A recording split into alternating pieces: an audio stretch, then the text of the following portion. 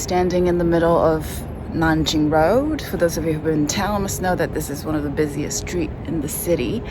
And as you can see, there's pretty much nothing around me. It's just past 10:30 and should be a bit late, but usually you'll see still a lot of people walking their dogs, taking their night stroll.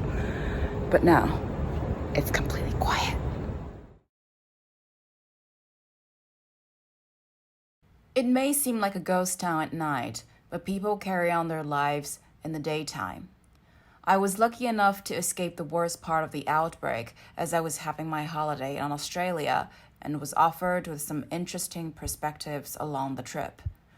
For example, a woman who works in the government told me they're busy negotiating with their Chinese counterparts who stopped all lobster imports from Tasmania with no reason, leaving fishermen with boatloads of fresh lobsters and no income.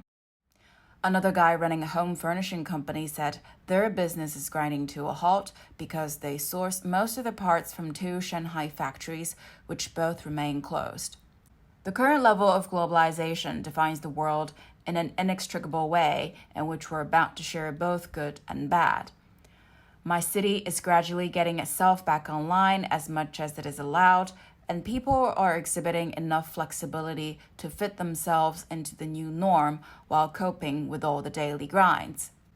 You can find people resume their jobs, walk the dog, bum a cigarette, ride a bike, go for jogging, drive a Ferrari, have a burger, do the grocery, go on a date, order a boba tea, go to the barber's, kiss your lover goodbye, and for those who are really cheerful, take the chance to make fun of the pedestrians while you still can.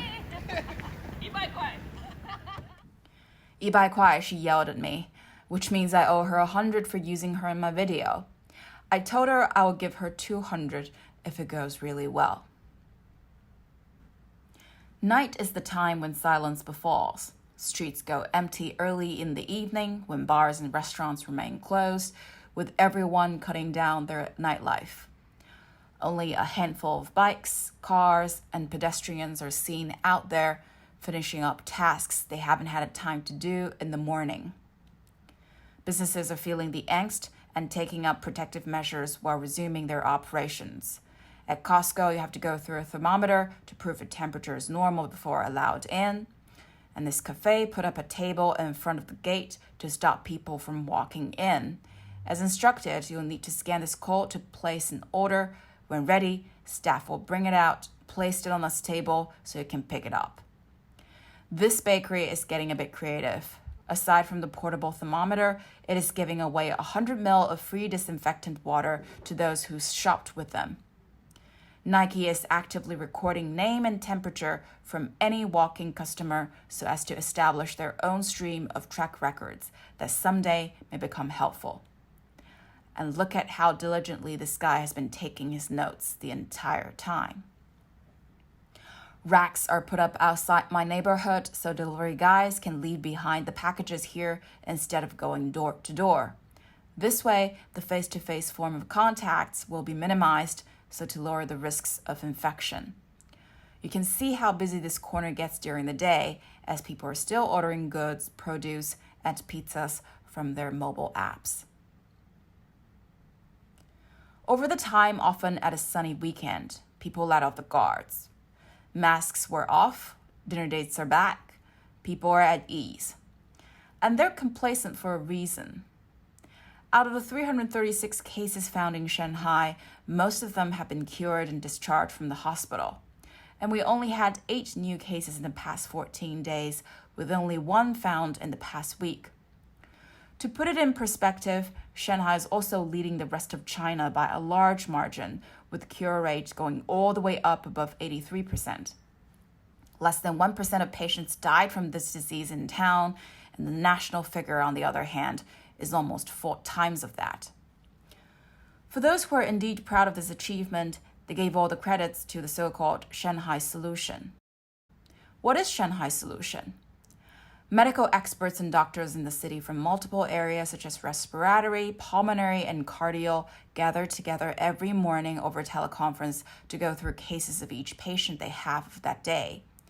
All patients with either severe or mild symptoms will thus be given a treatment that is tailor-made according to their own conditions and receive the best medical advice and care available in town. There is no panacea for this disease.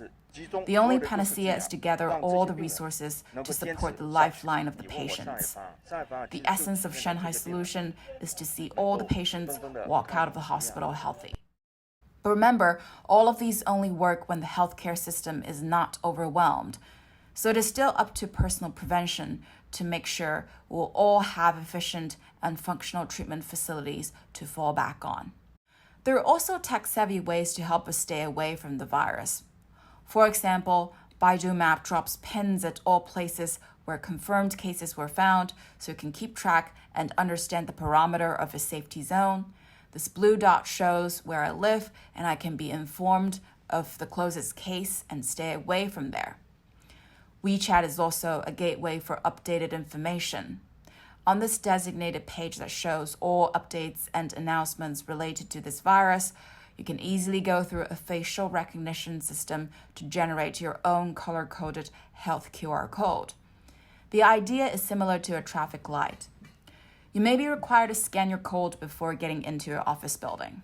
And if they found a case in the place where you have been to, you'll be alerted immediately and be advised on whether to be quarantined or not. For those who are freaked out by a government tracking system, I understand you completely, and I don't plan to disagree with you on that. We're all going to be fine, Stephen. I think we're going to be good. I think we're going to be real good. You look good. Obviously, if you're not a healthcare worker, putting up a self-made hazmat suit would be a bit of an overreaction. But how to properly protect yourself from the lurking virus? I'll let this guy do the talking. You have to always, I do it a lot anyway, as you probably heard. Wash your hands, stay clean. You don't have to necessarily grab every handrail unless you have to. Despite all the terrible things he once said, I cannot agree with him more this time. Hand washing is the paramount protection to take in this case. Go to the CDC video for a full instruction of how to properly wash your hands. Always bring a bottle of sanitizer as a second best. And the big no-no is to touch any of the facial area with a pair of unwashed hands. And you do not want to do what Elizabeth Warren just did to herself. How about wearing a mask? Personally, I'm very undecided on that because the CDC website suggests you not to wear a mask unless you feel unwell. For most of the open spaces with no people around, you're safe as well. If you have to travel by air, I think you'll be safe as long as you're far away from other passengers. The circulation system on modern jets is designed to be almost 100% free of viruses and other particles, just as a surgical operating theater. There is a great article on Bloomberg explaining how these hyped protections work in real life that you can go for a read. But if you live in a densely populated city like I do, I would suggest you to adopt a different set of rules under different circumstances. If you need to stay in a confined indoor space with other people for a while, put up a mask.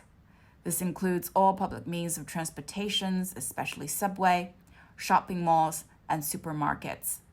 Be extra careful when they get busy and finish up a business as quickly as it gets. Store some food if you can. And you will want to avoid standing in lines like this for too long. If you have to, do what they're doing. Keep a safe distance with each other. And definitely stay away from something like this. Let's talk about math. Let's talk about math indeed. Okay, so here's the math. The truth that you just named are the things we favor most. Donald Trump's Bernie. Donald Trump. Let me ask reparations. And I challenge everyone. Senator Klobuchar, next question. New topic. Senator. Can I say something? Look, first of all, Let me go. Gosh, I don't want to get anywhere near this angry exchange of spits. And let's bring up some calm voice in the room to close this video. A week ago, I hadn't seen him in a long time, and I said, how you doing? He said, fine, fine. He hugs me, kisses. I said, are you well? He says, no. He said, I have the worst fever and the worst flu. And he's hugging and kissing me. So I said, excuse me. I went there, I started washing my hands. So you have to do that. He's right. Do what your president says. And good luck.